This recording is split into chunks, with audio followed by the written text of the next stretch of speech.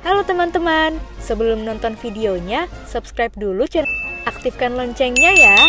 Lalu, jangan lupa juga like dan share video ini. Terima kasih. Insinyur Soekarno adalah salah satu tokoh paling penting bagi kemerdekaan Indonesia. Bagaimana kisah kehidupan Presiden pertama Indonesia ini ya? Yuk kita cari tahu bersama. Soekarno lahir di Surabaya pada tanggal 6 Juni 1901. Ayahnya bernama Raden Sukemi Sosrodihardjo dan ibunya bernama Ida Ayu Nyoman Rai. Saat lahir, nama yang diberikan kepada Soekarno adalah Kusno. Baru pada usia 11 tahun, nama beliau diubah oleh ayahnya menjadi Soekarno. Masa kecil Soekarno dihabiskan di Tulung Agung dan Mojokerto. Namun pada tahun 1915, Soekarno harus pindah ke Surabaya. Di Surabaya, Soekarno tinggal di rumah Hos Cokroaminoto, salah satu tokoh organisasi pertama di Indonesia.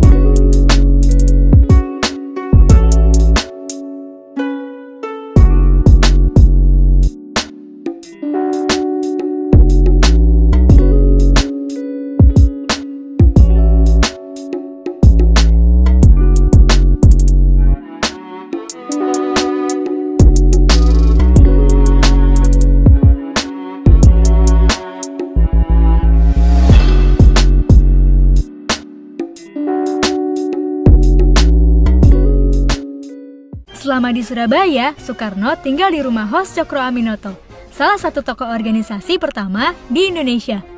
Nah, di masa inilah jiwa kepemimpinan, wawasan, serta nasionalisme Soekarno mulai bertumbuh. Pada tahun 1921, Soekarno melanjutkan sekolah ke Technische Hogeschool te Bandung, atau yang sekarang disebut Institut Teknologi Bandung.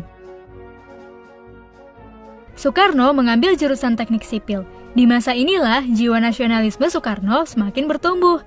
Bahkan bersama para anak muda nasionalis lainnya, Soekarno mendirikan klub kuliah umum bernama Algemene Studi Club. Klub inilah yang menjadi cikal bakal berdirinya Partai Nasional Indonesia pada tahun 1927. Melihat Soekarno begitu aktif mengajarkan nasionalisme, pemerintah Belanda pun khawatir. Akibatnya, Soekarno berkali-kali dimasukkan ke dalam penjara. Menarik ya kalau kita bicara sejarah Indonesia di masa lalu. Ya. Sayang betul sekarang kita sudah tidak terlalu memprioritaskan sejarah ya. Itu masalah, Mas. Iya, padahal saya di mana-mana saya mengaku Ustadz menjadi senang trivia, senang baca karena dulu pengaruh guru sejarah saya. Pada saat dia menceritakan tentang perang di Ponorogo itu, kalau guru yang lain kan textbook ya.